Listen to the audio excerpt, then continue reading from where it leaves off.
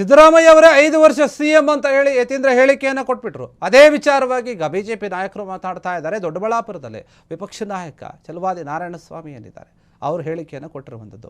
ವಾಗ್ದಾಳಿಯನ್ನು ನಡೆಸ್ತಾ ಇದ್ದಾರೆ. ಅವರ ತಂದೆಯ ಬಗ್ಗೆ ಏನು ಪುತ್ರ ಮಾತನಾಡ್ತಾ ಇದ್ದಾರೆ, ರಾಜಕೀಯವಾಗಿ ಕೆಲವೊಂದು ವಿಚಾರಗಳನ್ನು ಯಾರು ಮಾತನಾಡಬೇಕು ಅವರು ಮಾತನಾಡಿದ್ರೆ ಮಾತ್ರ ಸರಿ ಇರುತ್ತೆ.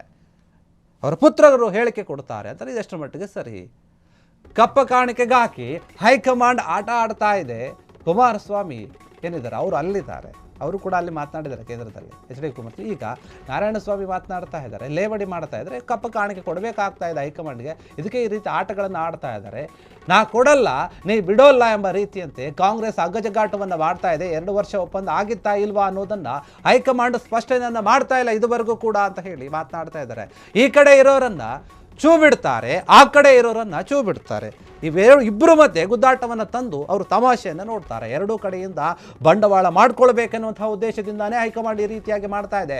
ಚುನಾವಣೆಗಳನ್ನು ನಡೆಸಬೇಕು ಅಲ್ವಾ, ಅದಕ್ಕೋಸ್ಕರ ಜಾಸ್ತಿ ದುಡ್ಡು ಕೊಡಬೇಕು. ಯಾರು ಕೊಡ್ತಾರೆ ಅವರಿಗೆ ನಾವು ಸ್ಥಾನವನ್ನು ಕೊಡೋಣ ಅನ್ನೋ ರೀತಿಯಲ್ಲಿ ನಡೆದುಕೊಳ್ತಾ ಇದ್ದಾರೆ. ಯಾಕಂದರೆ ನೋಡಿ, ಇವರು ಜಾಸ್ತಿ ಕೊಟ್ಟರೆ ಅವ್ರಿಗೆ ಲಾಭ, ಅವ್ರು ಜಾಸ್ತಿ ಕೊಟ್ಟರೆ ಇವರಿಗೆ ಲಾಭ, ಈ ರೀತಿಯಾದಂಥ ಮಾತುಕತೆ ಇದೆ. ಇವರಿಬ್ಬರ ಜಗಳದಲ್ಲಿ ಇಡೀ ರಾಜ್ಯ ಹಾಳಾಗ್ತಾ ಇದೆ.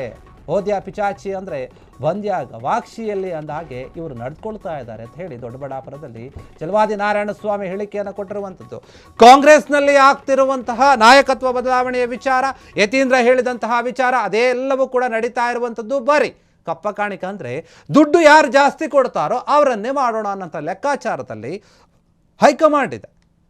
ಹೈಕಮಾಂಡ್ ಅದೇ ಉದ್ದೇಶದಿಂದಾನೇ ನಡೆದುಕೊಳ್ತಾ ಇರೋದು ಈ ರೀತಿಯಾಗಿ. ಇವರನ್ನು ಈ ಕಡೆಯಿಂದ ಚೂ ಬಿಡ್ತಾರೆ, ಅವರನ್ನು ಆ ಕಡೆಯಿಂದ ಚೂ ಬಿಡ್ತಾರೆ, ಯಾರ್ಯಾರು ಎಷ್ಟೆಷ್ಟು ಜಾಸ್ತಿ ಕೊಡ್ತಾರೆ ನೋಡೋಣ ಅನ್ನೋಂಥ ಲೆಕ್ಕಾಚಾರಗಳನ್ನು ಮಾಡ್ತಾ ಇದ್ದಾರೆ. ಇವರಿಂದ ರಾಜ್ಯದ ಜನತೆ ಹಾಳಾಗ್ತಾ ಇದ್ದಾರೆ, ರಾಜ್ಯದಲ್ಲಿ ಅಭಿವೃದ್ಧಿ ಕೆಲಸಗಳು ಹಾಳಾಗ್ತಾ ಇದೆ. ಏನೂ ಕೂಡ ಇದ್ರ ಬಗ್ಗೆ ಯಾರಿಗೂ ಕೂಡ ಚಿಂತೆ ಇಲ್ಲ ಅವರಿಗೆ. ಒದ್ಯಾ ಪಿಚಾಚಿ ಅಂದರೆ ಬಂದೇ ಗವಾಕ್ಷಿಯಲ್ಲಿ ಅನ್ನೋ ರೀತಿಯಲ್ಲಿ ಇವರು ಈ ರೀತಿಯಾಗಿ ನಡೆದುಕೊಳ್ತಾ ಇದೆ. ಇದು ಎಷ್ಟರ ಮಟ್ಟಿಗೆ ಸರಿ? ಜಾಸ್ತಿ ಕೊಡೋರಿಂದ ಬೀಳ್ತಾ ಇದೆ ಹೈಕಮಾಂಡ್. ಇನ್ನೊಂದು ಕಡೆ ಸಿದ್ದರಾಮಯ್ಯ ಅವರು ಕೂಡ ಅದೇ ರೀತಿಯಾಗಿ ನಡೆದುಕೊಳ್ತಾ ಇದ್ದಾರೆ. DK ಶಿವಕುಮಾರ್ ಹತ್ರ ತುಂಬ ದೊಡ್ಡಿದೆ, ಅವರು ಕೂಡ ಕೊಡ್ತಾರೆ. ಆದರೆ ಇಲ್ಲಿ ಕಾಂಗ್ರೆಸ್ ನಾಯಕರು ತಮ್ಮ ತಮ್ಮ ಜಗಳದಲ್ಲಿ ಜನರನ್ನು ಮರಿತಾ ಇದ್ದಾರೆ, ರಾಜ್ಯವನ್ನು ಮರಿತಾ ಇದ್ದಾರೆ. ಅದಕ್ಕೆ ತಕ್ಕ ಹಾಗೆ ಕೆಲವರು ಹೇಳಿಕೆಗಳು ಕೂಡ ಬರ್ತಾ ಇದೆ. ಹೀಗಿರುವಾಗ ಇದೆಲ್ಲ ನೋಡ್ಕೊಂಡು ನಾವು ಹೆಂಗೆ ಸುಮ್ಮನಿರೋಕ್ಕಾಗತ್ತೆ? ರಾಜ್ಯದಲ್ಲಿರುವಂತಹ ದೊಡ್ಡ ಸಮಸ್ಯೆನೇ ಇದು. ಕಾಂಗ್ರೆಸ್ ಸರ್ಕಾರವನ್ನು ಜನ ಆರಿಸಿದ್ದಾರೆ, ಆದರೆ ಕಾಂಗ್ರೆಸ್ ಸರ್ಕಾರಕ್ಕೆ ಜನರ ಬಗ್ಗೆ ಚಿಂತೆ ಇಲ್ಲ.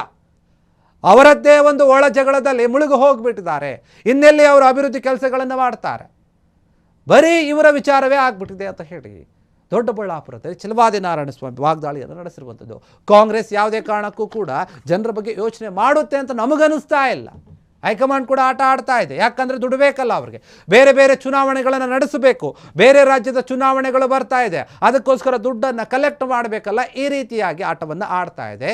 ಇವರಿಬ್ಬರ ಮಧ್ಯೆ CM ಅನ್ನು ಘೋಷಣೆ ಮಾಡೋದಕ್ಕೂ ಮುಂಚೆ, ಏನು ಕಾಂಗ್ರೆಸ್ ಸರ್ಕಾರ ಅಧಿಕಾರಕ್ಕೆ ಬಂತಲ್ಲ, CM ಸಿದ್ದರಾಮಯ್ಯ ಅವರು CM ಆಗೋದಕ್ಕೂ ಮುಂಚೆ ಒಪ್ಪಂದ ಏನಾದರೂ ಆಗಿದ್ದರೆ 2 ವರ್ಷನೋ 2.5 ವರ್ಷನೋ ಅಂತ ಒಪ್ಪಂದ ಮಾಡ್ಕೊಂಡಿದ್ದರೆ ಅದ್ರ ಬಗ್ಗೆ ಇವರು ಸ್ಪಷ್ಟೀಕರಣವನ್ನು ಕೊಡಬೇಕಾಗಿತ್ತು ಹೈಕಮಾಂಡ್. ಆದರೆ ಅದು ಯಾವುದು ಕೂಡ ಹೇಳ್ತಾ ಇಲ್ಲ. ಇದು ಹೇಳ್ತಾ ಇಲ್ಲ ಅಂದರೆ ಏನು ಅಂತಂದರೆ ಅವರ ತಲೆಯಲ್ಲಿ ಬೇರೆ ವಿಚಾರಗಳಿದೆ. ಯಾರು ದುಡ್ಡನ್ನು ಜಾಸ್ತಿ ಕೊಡ್ತಾರೋ ಅವರಿಗೆ ಕೊಡೋಣ ಅಂತ ಲೆಕ್ಕಾಚಾರವನ್ನು ಆಗ್ತಾ ಇದೆ ಹೈಕಮಾಂಡ್ ಅಂತ ಚಲವಾದಿ ನಾರಾಯಣಸ್ವಾಮಿ ವಾಗ್ದಾಳಿ ನಡೆಸಿದ.